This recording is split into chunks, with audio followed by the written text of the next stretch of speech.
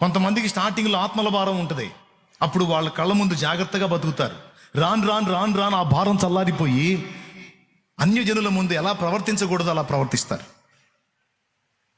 నేను ఒక సంకేతం చూపిస్తాను మీకు. మీ చెయ్యి ఇలా ఎత్తండి. మీలో చాలామంది ఇది చూసి ఉండరు, కొంతమంది ఎరుగు ఉండొచ్చు. నేను ఇలా ఎత్తానా, నేను ఇలా, ఓకేనా? ఈ మధ్య వేలు, ఈ బొట్టన వేలు కానిచ్చండి. నేను ఎట్ట పెట్టానా? ఓకే, ఇట్లానండి. దగ్గరికి కొంచెం కిందకి దించండి, ఇంకొంచెం కిందకి దించండి, ఇంకొంచెం కిందకి. నేను ఎడంగా అన్నానా? దగ్గర పైన కొంచెం కిందకి, కొంచెం దగ్గరికి, గడ్డ మీద పెట్టండి.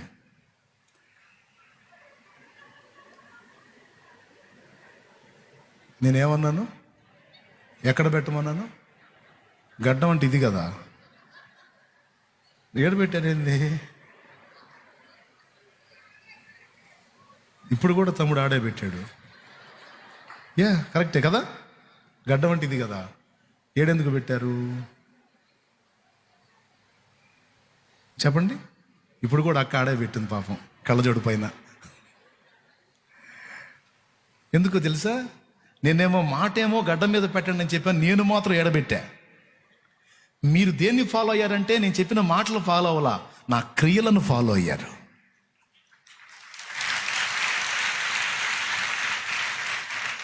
అది మనిషి సైకాలజీ.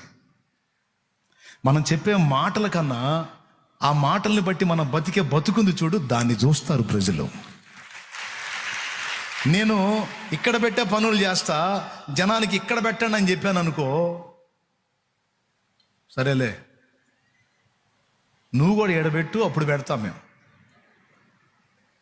అంటే దీని అర్థమైందా మీకు? ఎంతమందికి అర్థమైంది? అంటే నేను గడ్డం మీద పెట్టండి అని స్పష్టంగా చెప్పినా, మీకు వినపడినా, మీ చెయ్యి మాత్రం కణత మీదే పెట్టారు. అంటే మీ చెవులు కళ్ళు రెండు పనిచేసినాయి, కానీ చెవుల కంటే ముందు కళ్ళు ఎక్కువగా పనిచేసినాయి, కళ్ళు ఎక్కువ ఫాలో అయినాయి. అందుకే చెప్తున్నాను నేను, ప్రజలు నిన్ను చూస్తారు. బైబిల్లో సువార్తలు ఎన్ని? 4. మత్తయి, మార్కు, లూకా, యోహాను. ఈ 4 సువార్తలు నువ్వు చదువుతావు.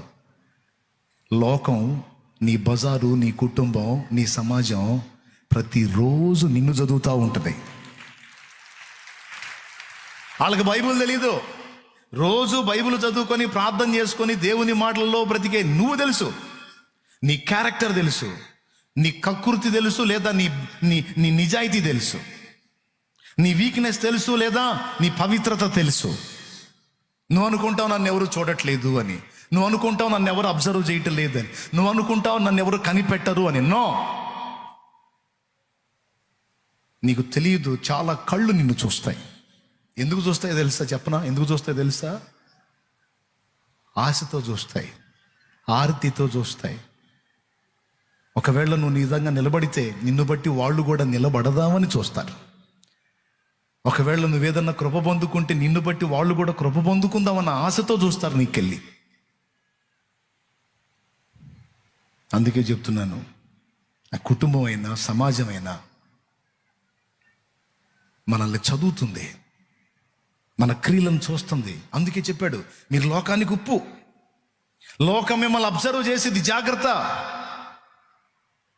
లోకంలో అన్యులు బజారెక్కి కోస్తారు పనికి మాలిన మాటలన్నీ. నీ ఇరుగు పొరుగులో నువ్వేం మాట్లాడతావో చూస్తుంటారు. నువ్వు కూడా ఆమెలాగానే కూసావనుకో, ఇంకా వాళ్ళకేం మార్పు కనపడదు. ఆమె అంతలేసి మాట్లాడంటే, ప్రభువా నీకు స్తోత్రం నాయనా, బిడ్డని క్షమించు అని నువ్వు పలికావనుకో, ఆ మాటలు విన్నారనుకో, 2 జరుగుతాయి.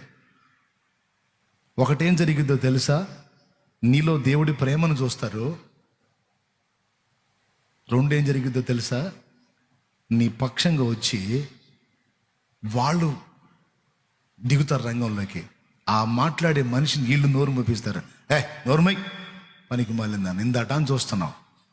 ఆ మనిషి ఒక్క మాట మాట్లాడిందా నీకు వ్యతిరేకంగా? అన్ని తిట్లు తిట్టా, ఒక్క మాట తిరిగి తిట్టిందా?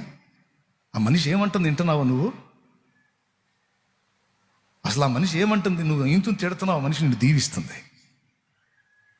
నోరు మూసుకొని పోనీ అవతారం చూశారు కానీ ఇంకా పనికి మళ్ళీ మాట అంటారు. చుట్టూ చూసేవాళ్ళు నీ పక్షం వచ్చి మాట్లాడతారు. నువ్వు కాదు ఆ వ్యక్తిని వాళ్ళు మూపించేటట్టు దేవుడు చేస్తాడు. రెండు జరుగుతాయి కార్యాలు. ఒకటి, నీలో దేవుని వాళ్ళు చూస్తారు, నీలో ఆ ఓర్పు, సహనం, క్షమాగుణం వాళ్ళు చూస్తారు. రెండోది, నీ పక్షంగా అవసరమైతే వాళ్ళు రేగుతారు. అందుకే చెప్పాడు, అన్య జనుల ఎదుట నీ వెలుగు ప్రకాశించనీయండి. మనం చెప్పే మాటలను బట్టి ఎవరు మారరండి. నేను చెప్తున్నాను కదా, మాటలను బట్టి కదా, మాటలతో పాటు క్రియలు కావాలి.